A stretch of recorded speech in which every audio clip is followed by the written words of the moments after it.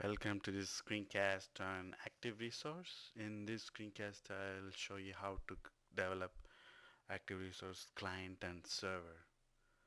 Let's create a Rails project for the server.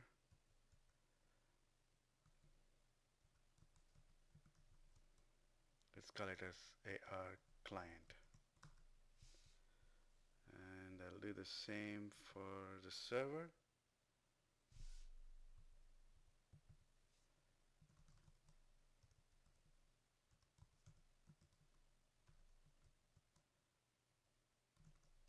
AR server.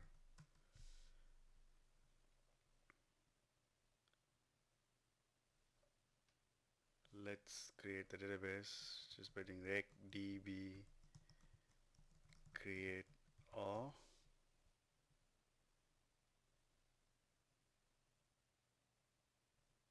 Let's go to AR server, recdb create all, AR client, recdb create all,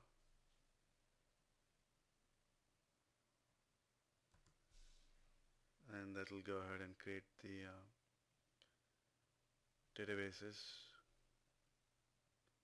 Okay, it's already there. And now let's create a client. On the client side, on the server side, let's create controller products, and also we'll create a model called product script model product on the server side.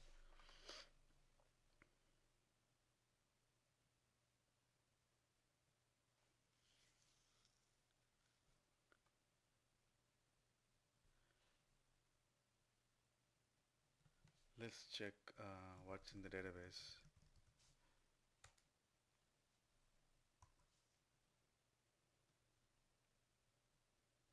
On the server side, just want to see if there are any products already.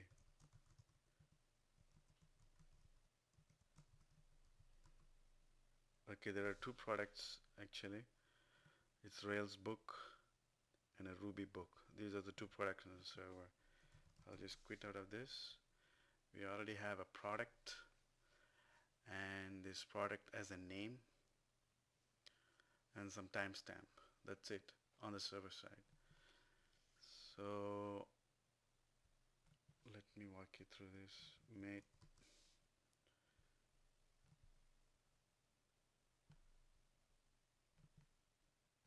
The controller is products controller, and the model is product model, and the migration I had created as just actually it has a name on it, string name. Okay, and timestamp. So I can just do a recdb migrate, create the table with the products table with name on it and timestamps. And in the products controller is where all the action is. What we need to do is we'll just do index action that will basically grab all the products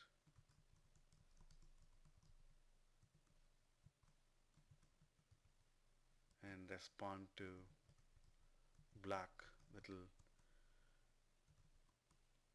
take care of the XML request, format that XML, and we'll just do a render XML and let Rails do its magic. Rails internally calls the toXML method on products, and it will render the products in XML format to the ActiveResource client. we also need to authenticate. So let's have a before filter, authenticate user. So this is a protected method, protected def authenticate user. All this does is if it is an XML request,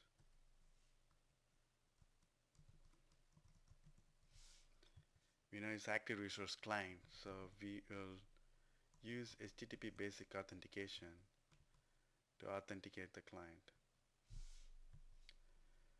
Username and password will be shoved into the HTTP headers, and this method, Rails method authenticate or request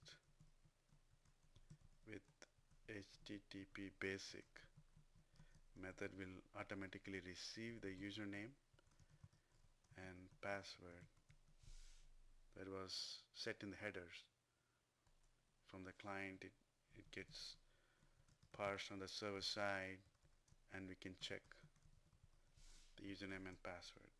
I'm just hardcoding it. It could, in practice, this will go to a database and you can check the username and password is there or not. So password, that's it. Our server is ready. And also you need to define the routes. You need to define map.resources products. Okay.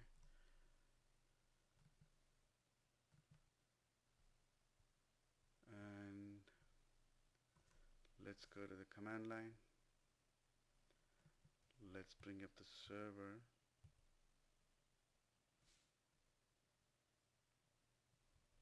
On port 3000. Server is running on port 3000, as you can see here. And on the client side,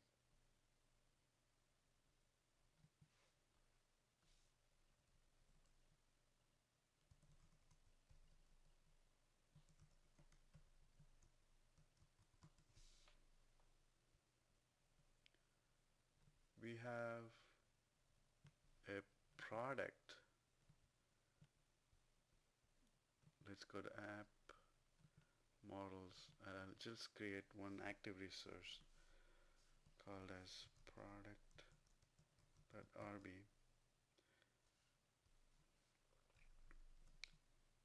So class product on this client side extends from active resource base, and I'll say self.site variable must be set. We have to use HTTPS in real world, but I'm just going to use HTTP instead of HTTPS because it requires more configuration on the web server.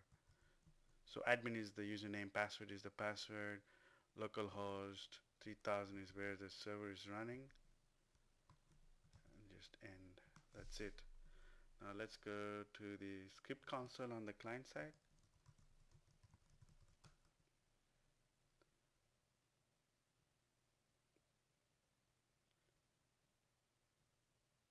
And let's say C equals product dot find all.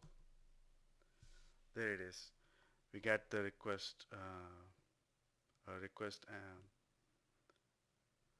answered by the server on the server side, and we have two values, Rails book and Ruby book. And if you see on the server console, you can see the format is XML, and we requested products. It got routed to index action since we did product.find all.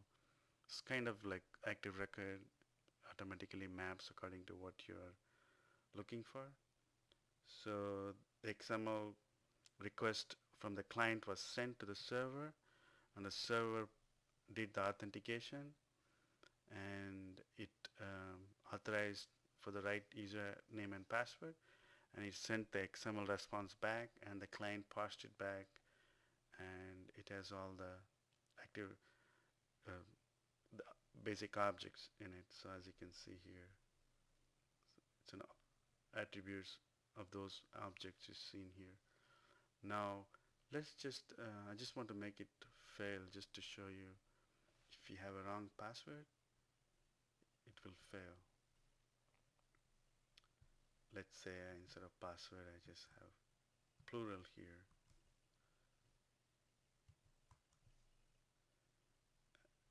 and you have to quit this.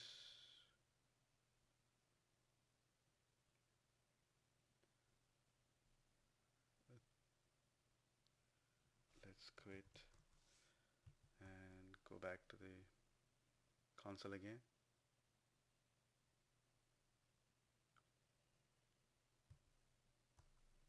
There it is, 401 unauthorized. Instead of giving passwords, plural form is wrong, so it got kicked out.